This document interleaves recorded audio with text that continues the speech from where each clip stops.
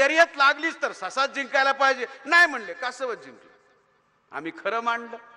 पुन्हा म्हणले राजापेक्षा प्रधान हुशार. अरे प्रधान हुशार असतं तर राजा नसता का झाला? पण बिरबल पांडे नावाचा ब्राह्मण अकबरापेक्षा हुशार दाखवायचा होता. पुन्हा सांगितलं चतुर शेतकरी असतो आणि देवाला सुद्धा फसवतो. अरे देवाला फसवणारा असता तर शेतकऱ्याने आत्महत्या केल्या असत्या का?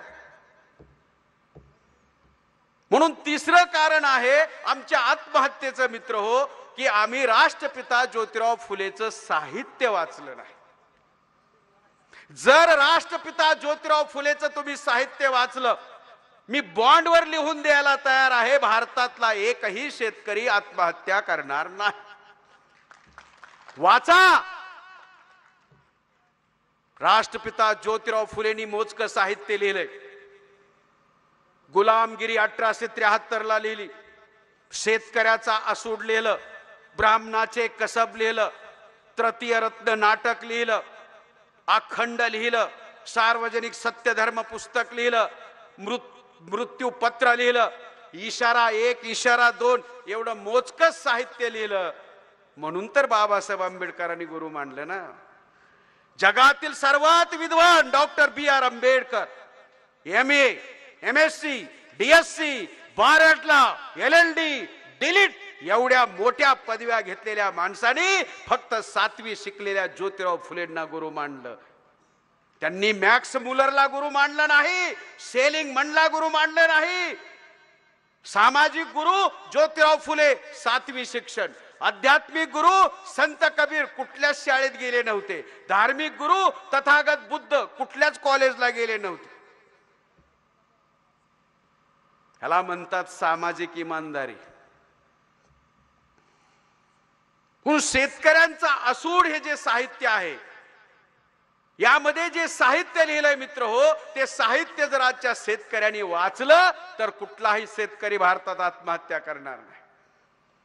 ज्यावेळी शरद पवार महाराष्ट्राचे मुख्यमंत्री असताना हे साहित्य आलं आणि सर्व साहित्य फुलेंचं एकत्र केलं आणि एकत्र करून पुस्तक लिहिलं. त्या पुस्तकाचं नाव समग्र वाङ्मय.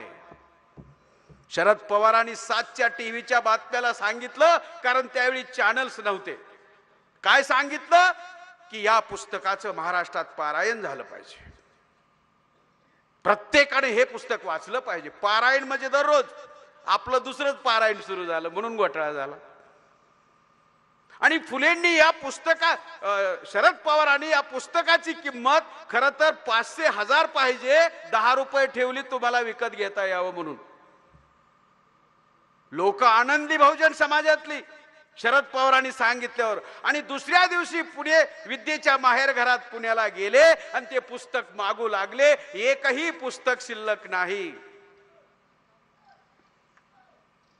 1,00,000 प्रती छापल्या, पुस्तक शिल्लक नाही.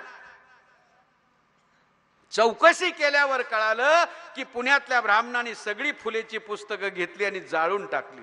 कारण त्यांना माहित होतं आपण जर हे पुस्तक जाळलं नाही आणि ह्यांनी वाचलं तर आपल्याला जाळल्याशिवाय राहणार नाही.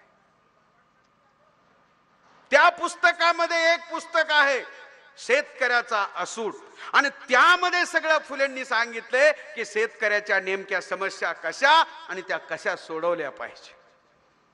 आम्हाला असूडच माहित नाही. असूड शेतकऱ्याजवळ असतो खांद्यावर बैलाला मारण्यासाठी. तो आसूड फुलेंनी तुमच्या जवळ दिला, पण तो आसूडच तुमच्या हातात येऊ दिला नाही. म्हणून शेतकऱ्यांचा सत्यानाश झाला. आम्हाला मुळात जाऊन ह्याचा विचार करावा लागेल. 1942 ला 17, 18, 19, 20, 1942 ला शेड्यूल कास्ट फेडरेशनचं राष्ट्रीय अधिवेशन महाराष्ट्राची उपराजधानी मुंबईला नागपूरला बाबासाहेबांनी घेतलं. आणि त्यामध्ये 75,000 कार्यकर्ते होते, 50,000 पुरुष आणि 25,000 महिला.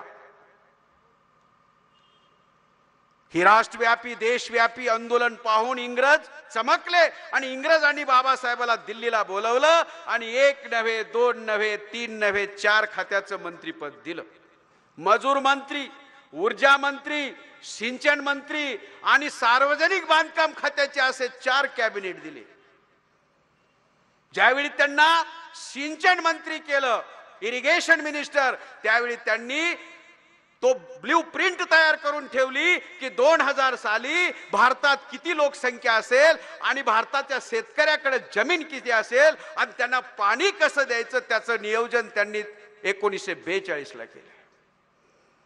एवढंच नव्हे, ऊर्जा मंत्री म्हणून त्यांनी दुसरी ब्ल्यू प्रिंट तयार केली की 2000 साली भारताची लोकसंख्या किती असेल आणि त्यांना वीज किती लागल त्याची ब्ल्यू प्रिंट तयार केली.